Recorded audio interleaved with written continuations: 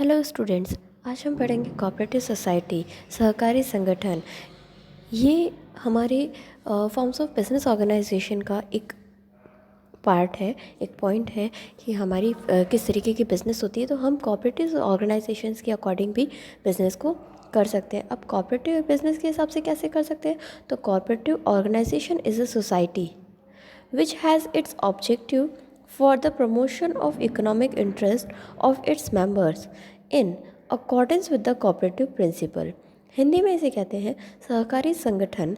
एक ऐसा समाज है जिसका उद्देश्य सहकारी सिद्धांतों के अनुसार अपने सदस्यों के आर्थिक हितों का बढ़ावा देना है। ठीक है। अब आर्थिक हितों को कैसे बढ़ावा देंगे या इकोनॉमिक इंटरेस्ट को कैसे प्रमोट करेंगे, तो ये चीज़ कैसे होगी बच्चों? तो ये होगा कि जब हम आपने सुना हो तो मम्मी पापा कभी होता है कि सोसाइटी चलाते हैं जिसमें पैसा इन्वेस्ट करते जाते हैं, हर महीने कुछ थोड़ा बहुत पैसा देते हैं और एक टाइम बाद वो पैसा जो पूरा हो जाता है, टाइम पीरियड पूरा हो जाता है, तो वो पैसा विद इंटरेस्ट हमें मिल जाता है। तो इसी तरीके से कोऑपरेटिव ऑर्गेनाइजेशन में होता है कि ये बिज़नेस तो कई लोग मिल कर के चलाते हैं। मिनिमम 10 मेंबर्स मिल कर के इसको स्टार्ट कर सकते हैं और जब इसको स्टार्ट किया जाता है तो उसके अंदर प्रॉफिट नहीं देखा जाता है। इसका जो मेन मोटिव होता है, जो एम मेन पॉइंट जो होता है, मेन मोटिव जो होता है, वो मोटिव प्रॉफिट को अर्न करना नहीं होता है, लाभ को कमाना नहीं होता है। इसमें प्रॉफिट होता है, इसमें जो मोटिव होता है वो मोटिव होता है कि किस तरीके से हम लोगों की हेल्प कर सकते हैं। अब वो कैसे कि कोऑपरेटिव ऑर्गेनाइजेशन, कई बार हमने देखा कोऑपरेटिव बैंक्स होते हैं, तो उसमें क्या होता है, वो 10 मेंबर, मिनिमम 10 मेंबर्स मिलकर के उस बैंक को स्टार्ट करते हैं। उसमें गवर्नमेंट का कहीं ना कहीं थोड़ा सा पार्ट रहता है और वो पार्ट आप इनकम के लिए या अपन कह सकते हैं कि लोन के लिए बेस्ट होता है, क्योंकि कोऑपरेटिव बैंक्स में क्या होता है, वो लोन प्रोवाइड करते हैं किनको, जो किसान है या लेबर है जिनको पैसे की ज़रूरत है बट उनके पास ज़्यादा सैलरी नहीं, ज़्यादा इनकम नहीं है, या वो किसी तरीके से बड़ी सिक्योरिटी नहीं दे सकते, तो वो क्या करते हैं, एक शॉर्ट टर्म लोन या देते हैं जो कि कम इंटरेस्ट पे प्रोवाइड किया जाता है। ठीक है। तो ये होता है कोऑपरेटिव ऑर्गेनाइजेशन कि एक साथ मिलके, कोऑपरेटिव मतलब साथ में, ठीक है, ऑपरेटिव मतलब साथ में मिलकर उसे ऑपरेट करना। कोई भी ऑर्गेनाइजेशन है उसको साथ में मिलकर अगर ऑपरेट किया जा रहा है तो वो चीज़ें कोऑपरेटिव ऑर्गेनाइजेशन है। वो एक तरीके का बिजनेस है जिसमें प्रॉफिट अर्न करना उनका मोटिव नहीं होता, उनका मोटिव होता है लोगों की हेल्प करना, कि किसी भी तरीके से लोगों की हेल्प की जा सके जिन्हें हेल्प की ज़रूरत है। ठीक है। इसके बाद हम देखते हैं इसके फीचर्स। कोऑपरेटिव ऑर्गेनाइजेशन के फीचर्स क्या है, विशेषताएं क्या है? तो कोऑपरेटिव ऑर्गेनाइजेशन की विशेषताओं में फर्स्ट पॉइंट दे रखा है वॉलंटरी एसोसिएशन, जिसे हिंदी में कहते हैं स्वैच्छिक संघ। ठीक है। तो वॉलंटरी एसोसिएशन मतलब स्वैच्छिक संघ, मतलब इसे अपनी मर्ज़ी से बनाया जा सकता है और कोई भी पर्सन इसमें ज्वाइन कर सकता है। कॉमन इंटरेस्ट उसका होता है और कोई भी पर्सन उसके अंदर ज्वाइन कर सकता है। ठीक है। अब नेक्स्ट है हमारा इक्वल वोटिंग राइट्स। ठीक है, जिसे हम हिंदी में कहते हैं वोट की समानता। अब इक्वल वोटिंग राइट्स, तो इसके अंदर जितने भी मेंबर्स कोऑपरेटिव सोसाइटी में, कोऑपरेटिव ऑर्गेनाइजेशन में ऐड होते हैं, वो सभी मेंबर्स जो है वो इक्वल वोटिंग राइट्स रखते हैं। ऐसा नहीं होता कि 4 मेंबर तो वोट देने का राइट है, बाकी के 4 को या बाकी के 3 बचे जो हैं उनको, और वैसे भी मिनिमम 10 मेंबर्स होते हैं। अगर हम 11 मेंबर्स लेते हैं तो ऐसा नहीं होगा कि इन 11 मेंबर्स में से 5 को वोट देने का राइट है, 6 को नहीं है, या 6 को वोट देने का राइट है, 5 को वोट देने का राइट नहीं है। ऐसा नहीं होता है। वोट देने का राइट सभी का रहेगा और ये वोटिंग तब करी जाती है जब किसी और मेंबर को ऐड करना होता है, या किसी पर्सन को कोई शेयर्स देने होते हैं, या किसी पर्सन को अमाउंट पे करना होता है। भाई कोऑपरेटिव सोसाइटी का कोई पर्सन है, वो या तो कोऑपरेटिव सोसाइटी छोड़ना चाहता है या उस सोसाइटी के अंदर वो उसको कुछ पेमेंट चाहिए या कुछ चेंजेस लाने हैं, कुछ भी चीज़ें हैं, कोई भी काम को करने के लिए वोट इक्वल वोटिंग होती है, तो सभी का एक जो वोटिंग राइट होता है, जो सभी का अधिकार होता है वोट देने का, वो इक्वल होता है, एक बराबर होता है, समान होता है। ठीक है, नेक्स्ट आपका पॉइंट है सर्विस मोटिव, सेवा भावना। अब मैंने जैसे अभी आपको पहले समझाया कि कोऑपरेटिव सोसाइटी किस लिए होती है, प्रॉफिट अर्न करने के लिए नहीं होती है, लोगों की हेल्प करने के लिए होती है। तो इसका वही चीज़ है कि सर्विस मोटिव होता है, ना कि प्रॉफिट अर्न करना। ठीक है ना। नेक्स्ट है सेपरेट लीगल एंटिटी, वैधानिक स्थिति। तो सेपरेट लीगल एंटिटी क्या हुआ कि कोऑपरेटिव सोसाइटी जो है वो कोऑपरेटिव सोसाइटी एक्ट में रजिस्टर्ड होती है, सहकारी संगठन अधिनियम में रजिस्टर करी जाती है, और उसके बाद में इसे कंटिन्यू किया जाता है। लेकिन ये सोसाइटी एक ऐसी सोसाइटी होती है जिसमें डेथ होने से, इंसॉल्वेंसी से, इनकैपेसिटी से, या किसी की जैसे हिंदी में किसी की मृत्यु हो गई, कोई पागल हो गया और किसी के कार्य करने की क्षमता ख़त्म हो गई, तो ये ऐसा नहीं होगा कि है ना जैसे इनकैपेसिटी में आ गया, कोमा में चला गया, कोई डिजीज़ हो गई कि वो सोचने समझने की उसकी शक्ति ख़त्म हो गई, तो या वो कोई डिसीज़न नहीं दे सकता है, तो उसकी वजह से ये इफ़ेक्टिव नहीं होती है, ये फिर भी चलती रहती है। ठीक है। नेक्स्ट है आपका डिस्ट्रीब्यूशन ऑफ सरप्लस, अधिशेष का वितरण। डिस्ट्रीब्यूशन ऑफ सरप्लस आपका ये हो गया कि जो रेशियो में कैपिटल इन्वेस्ट की गई है उसी रेशियो में प्रॉफिट भी दिया जाएगा, ये ज़रूरी नहीं है। The profit of cooperative society is not distributed in the ratio of capital contributed by each member। हर एक मेंबर ने जो कैपिटल कंट्रीब्यूट करी है उसी रेशियो में उन्हें प्रॉफिट दिया जाएगा, ये ज़रूरी नहीं है। ये कोऑपरेटिव सोसाइटी डिसाइड करती है, या जो उसके मेंबर्स हैं वो डिसाइड करते हैं कि कितना शेयर, कितना प्रॉफिट किसको दिया जाएगा, कम दिया जाएगा, ज़्यादा दिया जाएगा, ये सारी चीज़ें जो है कोऑपरेटिव सोसाइटी के मेंबर्स डिसाइड करते हैं। ठीक है। नेक्स्ट है हमारा लिमिटेड लायबिलिटी, सीमित दायित्व। अब लिमिटेड लायबिलिटी इसलिए कहा गया कि इसमें जो दायित्व होते हैं वो ज़्यादा नहीं होते हैं, उन्हें बढ़ाया नहीं जाता है। वो जितनी कैपिटल आपने कंट्रीब्यूट करी है, कैपिटल जितनी पूंजी आपने लगाई है, उतनी ही पूंजी के हिसाब से उसको आपका काम रहेगा, उससे ज़्यादा आपको लायबिलिटी उससे ज़्यादा आपको रेस्पॉन्सिबिलिटीज़ नहीं दी जाएगी। ठीक है। नेक्स्ट है आपका कंटिन्यूटी, निरंतर।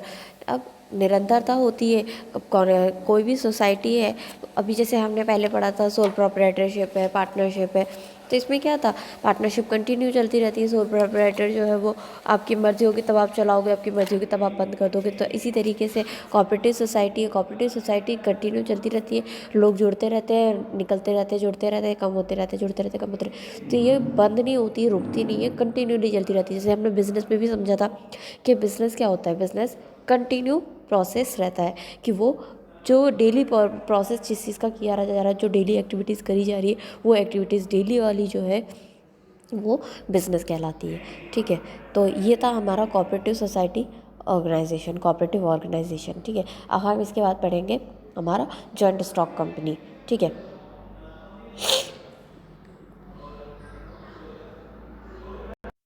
हाँ, तो जॉइंट स्टॉक कंपनी को हिंदी में कहते हैं संयुक्त पूंजी कंपनी। अब संयुक्त पूंजी कंपनी या जॉइंट स्टॉक कंपनी क्या होता है, हम लोग सुनते हैं कि यार कंपनी हमें उसकी इस कंपनी का है, ये इस कंपनी का है, ये इस ब्रांड का है, ये इस ब्रांड का है। तो ये सब चीज़ें क्या है, ये एक एसोसिएशन है, एक संघ है, जिसमें एक कोई व्यक्ति है उसको एसोसिएट करा गया, कोई एक संघ उसने बनाई है, और उस संघ में व्यावसायिक बिजनेस एक्टिविटीज़ करी जा रही है, व्यावसायिक गतिविधियाँ करी जा रही है। और उसमें ऐसा नहीं है कि है ना क्या कहते हैं कोई एक पर्सन ही करेगा, उसमें ऐसा होता है, उसमें बोर्ड ऑफ डायरेक्टर्स रहते हैं। ठीक है। शेयर होल्डर्स रहते हैं, तो शेयर होल्डर्स जो होते हैं वो तो उस कंपनी के ओनर हो जाते हैं। ठीक है। और बोर्ड ऑफ डायरेक्टर्स वो हो जाते हैं जो कंपनी के बारे में डिसीजंस लेंगे। शेयर होल्डर्स तो वो हो गए कि भाई उन्होंने कंपनी के शेयर खरीदे, उसमें कैपिटल इन्वेस्ट किया, प्रॉफिट लिया, कंपनी में क्या हो रहा है क्या नहीं हो रहा है ये सारी चीज़ें हैंडल करने का, और क्या चीज़ें होंगी, किस तरीके का काम होगा, ये सारी चीज़ें देखने का काम किसका होता है, बोर्ड ऑफ डायरेक्टर्स का। ठीक है। तो कंपनी की डेफिनेशन क्या होती है, और कंपनी एक एक्ट के अंदर रजिस्टर होती है जो कि कंपनीज एक्ट 1956 है। ठीक है। अब उसमें अमेंडमेंट उसमें भी हुआ है, तो वो अमेंडमेंट हम आगे बताएंगे, मैं आगे बताऊंगी आपको जब इस टॉपिक को कंप्लीट करूंगी। उसको टॉपिक को कंप्लीट करने के बाद मैं आपको बताऊंगी कि उसके अंदर अमेंडमेंट किस तरीके से हुआ है। ठीक है, तो अभी आपका क्या दे रखा है, a company is an association of person formed for carrying out business activities and has a legal status independently for its members.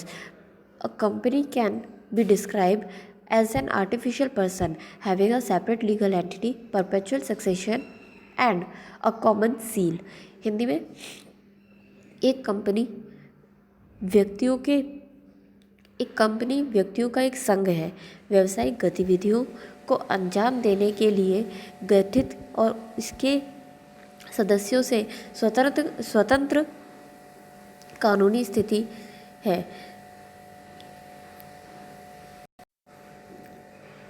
एक कंपनी कर सकती है, कंपनी क्या कर सकती है, एक सेपरेट लीगल एंटिटी अपनी बना सकती है, अपना आइडेंटिटी बना सकती है, अपना एक स्टेटस बना सकती है।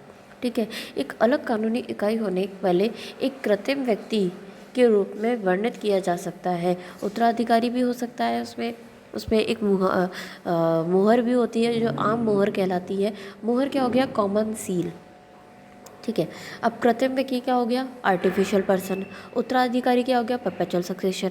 तो सक्सेशन क्या होता है, सक्सेशन होता है उत्तराधिकारी, जैसे फादर के बेटे आप हो तो फादर के उत्तराधिकारी कौन हो गए, आप हो गए। इस तरीके से उत्तराधिकारी चलता है। ठीक है, सेपरेट लीगल एंटिटी है, एक अलग ही कानूनी इकाई है उसकी, तो वो कैसे हो गया, तो उसमें क्या होता है कि जब कोई भी कंपनी है, कोई भी बिजनेस है, जब किसी एक्ट के अंदर रजिस्टर होता है तो उसकी सेपरेट, उसकी अपनी एक लीगल एंटिटी, लीगल आइडेंटिटी बन जाती है। ठीक है, कि अगर वो कहीं शो करना है या कोई डिस्प्यूट हो गया है, किसी तरीके का कोई दंगा हो गया, कोई लड़ाई झगड़े हो गए या कोई केस किया जा रहा है, तो उसमें कंपनी का नाम आता है। तो वो कंपनी का नाम तब आता है जब कंपनी किसी एक्ट के अंदर रजिस्टर होती है। जब कंपनी एक्ट के अंदर, कंपनीज एक्ट के अंदर रजिस्टर होगी, तो जब कंपनीज एक्ट के अंदर रजिस्टर होगी तो जाहिर सी बात है कि उसकी अपनी एक आइडेंटिटी बन गई। जैसे अभी हमारे पास है, हमारे पास आधार कार्ड है तो हमारा वो एक आइडेंटिटी कार्ड हो गया, तो हमारी एक आइडेंटिटी हो गई। अब जब भी हमारे ऊपर कोई केस अगर होता है तो वो हमारे नाम से होगा। इसी तरीके से कंपनी में होता है, कंपनी की जब अपनी सेपरेट लीगल एंटिटी बन जाती है, लीगल आइडेंटिटी हो जाती है, तो जब केस किया जाता है तो वो कंपनी के नाम से होता है, ना कि कंपनी के किसी मेंबर के नाम से होता है। ठीक है, अब उत्तराधिकारी मैंने आपको बता दिया, सेपरेट लीगल एंटिटी मैंने आपको बता दिया, कॉमन सील मैंने आपको बता दिया। इसमें वर्ड रह गया आपका आर्टिफिशियल पर्सन। तो कंपनी को आर्टिफिशियल पर्सन भी कहा जाता है। कंपनी को आर्टिफिशियल पर्सन इसलिए कहा जाता है क्योंकि कंपनी सिर्फ एक सांस नहीं ले सकती है। जैसे हम ब्रीथिंग कर सकते हैं, उस तरीके से कंपनी ब्रीथ नहीं कर सकती, बट कंपनी के जो राइट्स हैं वो as similar as a person के जो राइट होते हैं वही होते हैं। ठीक है, कि इसी तरीके से कंपनी के नाम से केस किया जाता है। जिस तरीके से किसी व्यक्ति के नाम से केस किया जाता है, उसी तरीके से कंपनी के नाम से कोई केस होता है। कहीं भी अगर नाम लिखना होता है, किसी प्रोडक्ट को डिफाइन करना होता है तो कंपनी का नाम लिखते हैं। उसी तरीके से जैसे किसी व्यक्ति के बारे में डिफाइन करना है तो उस व्यक्ति का नाम लिखते हैं। इसी तरीके से जितने भी राइट्स एक पर्सन के होते हैं, एक व्यक्ति के होते हैं, वही सेम सारे के सारे राइट्स कंपनी के भी होते हैं। लेकिन बस डिफरेंस इतना है कि व्यक्ति जो है वो ब्रीथ कर सकता है, सांस ले सकता है, बट कंपनी ना तो ब्रीथ कर सकती है और ना ही वो कुछ खा पी सकती है। लेकिन हाँ, वो अपनी तरफ से हर एक कुछ चीज़ आइडेंटिटी अपनी बना के रखती है कि अगर कोई भी चीज़ उसके बारे में कही जाएगी तो उसमें कंपनी का नाम आएगा, ना कि किसी मेंबर का नाम आएगा। ठीक है, अब है features of joint stock company, संयुक्त पूंजी कंपनी की विशेषताएं। तो आर्टिफिशियल पर्सन, अभी मैंने आपको बताया कि आर्टिफिशियल पर्सन क्या होता है, जिसके पास राइट्स तो है बट वो सांस नहीं ले सकता है। ठीक है, second point, separate legal entity, वो भी मैंने अभी आपको बताया थोड़ी देर पहले कि सेपरेट लीगल एंटिटी क्या हो गई, उसकी अपनी एक लीगल आइडेंटिटी हो गई कि लोग अगर उसको जानेंगे या उसके नाम पे कोई केस होगा या कोई भी डिफाइन किया जाएगा किसी उसके प्रोडक्ट को, तो वो उसकी आइडेंटिटी के हिसाब से उस कंपनी के नेम के अकॉर्डिंग किया जाएगा। फिर आता है फॉर्मेशन, स्थापना। ठीक है, तो कंपनी की फॉर्मेशन क्या होती है, कंपनी को बनाने का अलग अलग तरीका होता है कंपनी, ठीक है। तो कंपनी फॉर्मेशन में उसका प्रमोशन भी आता है, तो इनकॉर्पोरेशन भी आता है, कैपिटल सब्सक्रिप्शन भी आएगा, तो कमेंसमेंट भी आएगा कि किस तरीके से बिज़नेस को स्टार्ट किया जाएगा, ठीक है। ये सारी चीज़ें जो है फॉर्मेशन के अंदर बताई हुई जाती है कि किस तरीके से कंपनी को स्टार्ट किया जाएगा, कौन मेंबर होगा, कौन नहीं होगा, कौन शेयर होल्डर होगा, कौन बोर्ड ऑफ डायरेक्टर्स में होगा। ये सारे अलग अलग स्टेप्स उसमें क्रिएट करे जाते हैं, स्थापना करी जाती है, बनाई जाती है, ठीक है। नेक्स्ट है परपेचुअल सक्सेशन, जो मैंने अभी आपको बताया कि उत्तराधिकारी होता है। जैसे कोई कंपनी है, कंपनी का कोई शेयर होल्डर है, शेयर होल्डर क्या करेंगे, अपने उत्तराधिकारी उसमें बना कर रखेंगे कि अगर मैं इस कंपनी को छोड़ता हूँ या मेरी डेथ हो जाती है तो मेरी डेथ के बाद में ये मेरा उत्तराधिकारी होगा। तो कंपनी कभी भी बंद नहीं होती है, कंपनी को बंद किया जा सकता है, ऐसा नहीं है कि कंपनी को बंद नहीं किया जा सकता, कंपनी को बंद किया जा सकता है, कंपनी वाइंड अप होती है, पूरी तरीके से डिज़ोल्व कर दी जाती है, बंद कर दी जाती है, ठीक है। लेकिन अगर उत्तराधिकारी है, शाश्वत उत्तराधिकारी है, परपेचुअल सक्सेशन है, तो वो चलती रहेगी जब तक उसके उत्तराधिकारी ख़त्म नहीं हो जाते या उसको वाइंड अप नहीं कर दिया जाता, ठीक है। नेक्स्ट है हमारा कंट्रोल, नियंत्रण, ठीक है। अब कंट्रोल रखना भी ज़रूरी है हर एक जगह। अगर नियंत्रण नहीं बना के रखेंगे तो कोई भी काम जो है वो एक फ़्लो में नहीं होगा, जिस फ्लो में हम चाहते हैं उस फ्लो में नहीं हो नहीं पाएगा, ठीक है। तो कंट्रोल होना भी ज़रूरी है। अब लाइबिलिटी, दायित्व होना भी ज़रूरी है। अगर कोई कंपनी बना रहा है, कोई कंपनी चला रहा है, तो उसकी रेस्पॉन्सिबिलिटी भी होनी ज़रूरी है। अगर रेस्पॉन्सिबिलिटी नहीं होगी तो कोई भी काम ईजीली उस वे में नहीं हो पाएगा जिस फॉर्म में हम करना चाहते हैं, या कंपनी के जो शेयर होल्डर्स है या बोर्ड ऑफ डायरेक्टर्स है जिस फॉर्म में उस वर्क को करवाना चाहते हैं या करना चाहते हैं उस वे में वो वर्क नहीं हो पाएगा, ठीक है। नेक्स्ट है हमारा कॉमन सील, सर्वामुद्रण। सर्वामुद्रण मैंने भी आपको बताया, कॉमन सील जो कि आम मुद्रा कहलाती है, वही सबके लिए एक ही कॉमन सील होती है, कंपनी के नाम की कॉमन सील होती है।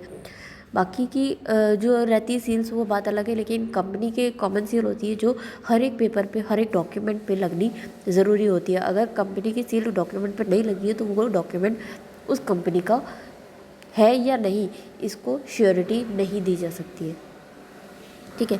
नेक्स्ट है आपका रिस्क बियरिंग, जोखिम उठाना। अब जाहिर सी बात है कोई भी कंपनी चला रही, जैसे अभी हमने पढ़ा था कि सोल प्रोप्राइटर में रिस्क उठाना पड़ रहा है तो वो अकेला पर्सन बियर कर रहा है, पार्टनरशिप में रिस्क ले रहे हैं तो जो भी पार्टनर्स है वो रिस्क ले रहे हैं, मिल करके शेयर कर रहे हैं, ठीक है। अब कंपनी है तो कंपनी के जितने भी मेंबर्स रहेंगे वो मेंबर्स मिल करके रिस्क को बियर करेंगे, ठीक है। तो ये थे आपके features of joint stock company, जो संयुक्त पूंजी की विशेषताएँ। अब है हमारा टाइप्स ऑफ कंपनीज, कंपनी के क्या कंपनी के प्रकार, ठीक है। अब कौन कौन सी कंपनियाँ होती है, तो दो तरीके की कंपनी होती है, एक तो होती है प्राइवेट कंपनी और एक होती है public company. Private company Hindi में कहते हैं निजी कंपनी और पब्लिक कंपनी को हिंदी में कहते हैं सार्वजनिक कंपनी। तो प्राइवेट कंपनी कौन सी, वो हो गई जिसमें मिनिमम 2 मेंबर्स और मैक्सिमम 50 मेंबर्स हो सकते हैं, ठीक है। और मिनिमम पेड अप कैपिटल जो होती है, मिनिमम कैपिटल जो उसमें इन्वेस्ट करी जा सकती है वो होती है 1 लाख। और उसी तरीके से पब्लिक कंपनी अगर देखें तो पब्लिक कंपनी में मिनिमम 7 मेंबर्स होना ज़रूरी है और मैक्सिमम के लिए कोई लिमिट नहीं है, कितने भी हो सकते हैं, ठीक है। और उसमें जो मिनिमम पेड अप कैपिटल होती है उसमें जो पूंजी लगाई जाती है, वो पूंजी लगाने का जो अमाउंट होता है वो होता है 5 लाख, ठीक है। अब और भी अगर कोई क्वेरी हो तो आप मुझसे पूछ सकते हो, ठीक है। Thank you.